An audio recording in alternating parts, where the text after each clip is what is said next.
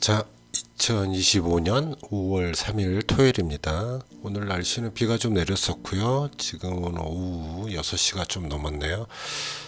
자, 이번 주 증시 잠깐 보고 가도록 하겠습니다.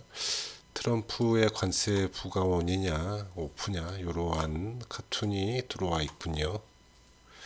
그리고 이번 주는 뭐 금요일장이 좋았으니까 뭐 간단하게 보고 넘어갈게요. 일단 PMI는 5월 1일 발표가 있었죠. 예측보다는 잘 나왔습니다만 여전히 좀 떨어지는 모습. PMI가 50 이하로 간다는 건 별로 좋은 건 아닌데 예측보단 잘 나왔다. 그리고 비농업 고용지수 역시 예측보단 잘 나온 177K가 나왔고요. 실업률은 예측과 비슷하게 나왔습니다. 실업률이 높아지지 않고 고용이 좋다라는 건 경제 침체에 대한 우려가 좀 줄어든다 이렇게 볼 수도 있겠죠. 금요일장에 5월 2일 금요일장 우리 증시는 코스피는 좀 보합이었고 코스닥은 살짝 좋았으나 마지막에 조금 빠지는 모습 보여줬습니다. 주간 캔들 모양은 코스피는 꽤 좋죠. 뭐 21선 뚫고 올라가고 있고 51선 거의 다 왔다. 물론 저항대이긴 하지만 꽤 좋은 모습으로 상승하고 있다. 코스닥은 뭐 힘이 조금 빠지긴 하지만 아직은 잘 버티고 있는 형태이다. 일주일간 외국인들이 조금은 매수를 한 게 아닌가. 금융투자가 들어온 건 아마 월말 월초라서 그런 게 아닐까 싶죠.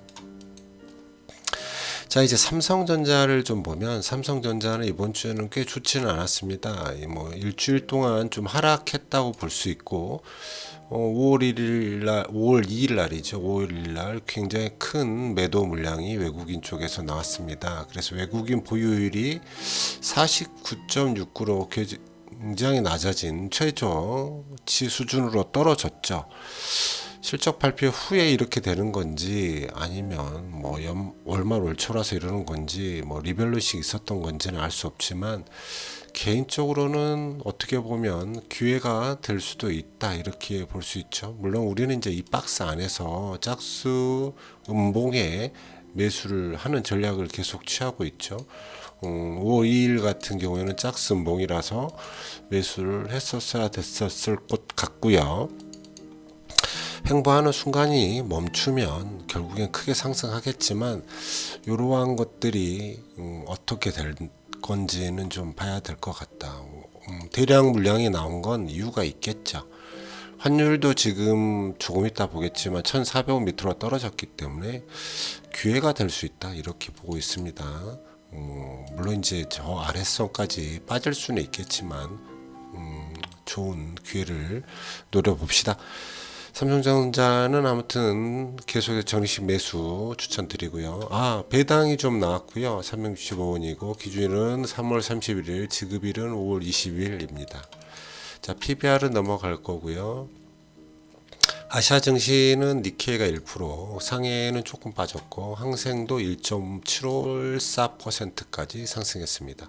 니케이 주간 차트를 보면 굉장히 크게 상승하는 모습이 보이죠. V자 반등을 한다. 하지만 역시 니케이도 조금 조정받을 수 있는 포지션에 취해져 있다. 상해는 21선을 지금 넘지를 못하고 있고요. 항생은 21선을 일단 지나쳤고 뭐 좋은 모습이죠. 이제 항생은 꽤 좋아 보이는 차트 모양을 보입니다만 위에 이 개파락에 갭을 찍었기 때문에 또 어떻게 흘러갈지는 좀 더 봐야겠습니다. 지금 중국과의 관계가 굉장히 좋아지는 형태로 흘러가서 증시에는 당분간 좀 좋은 모습이 아닐까, 중국도 굉장히 좋은 모습이 아닐까 이런 생각을 해봅니다. 자, 금요일장의 미국 증시는 애플이 좀 많이 빠졌죠. 애플이 좀 많이 빠지고 나머지는 거의 다 상승했다 이렇게 보시면 좋겠습니다. 다우, 나스닥, S&P 모두 1.5% 정도 상승했다 이렇게 보시고요. 차트 모양도 뭐 상승을 할 것 같은 그런 모습. 아직 51선을 뚫지는 못했지만 괜찮아 보인다. 나스닥도 뭐 구름 위로 올라왔고 기준선 돌파했으니까 51선 뚫어내면 굉장히 큰 힘이 있어 보인다. 다음 비슷한 모습입니다. 금요일장이 꽤 좋았기 때문에 아무래도 낙관적인 그런 게 좀 흘러가는 거죠. 자, 비트코인과 리플 역시 비트코인은 들어섬이 있다. 이것도 이제 하프라인을 넘어섰기 때문에 잠시 주춤했다 갈지 계속 상승할지 모르겠지만 상승하는 추세를 좀 만들어내긴 했다. 리플은 아직 약하긴 하다. 약하긴 하지만 기준선을 찍고 올라서는 형태이기 때문에 지켜봐야겠다 이런 생각입니다. 자, 금현물은 고점을 찍은 것 같죠. 고점을 찍고 당분간 좀 조정을 받을 것 같다. 저번 주에 좀 고점 신호인 것 같으니까 매도를 하고 기다려보는 것도 괜찮겠다라는 이야기를 드렸었는데 조금은 조정을 받는 것 같습니다.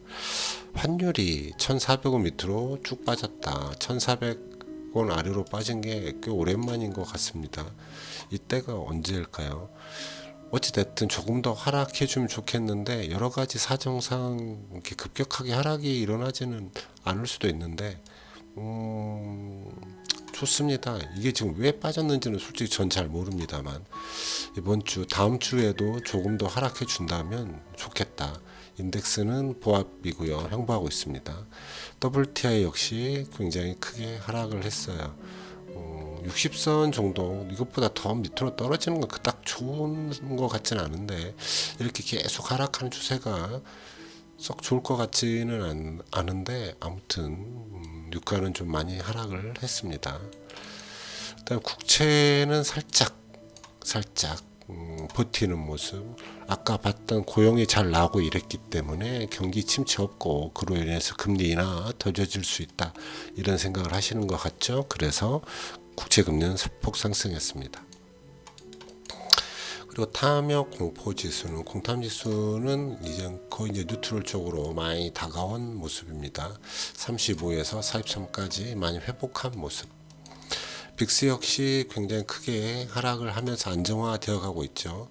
조금 주춤하고 있습니다. 계속해서 안정세를 취하지 않을까 이런 모습이죠.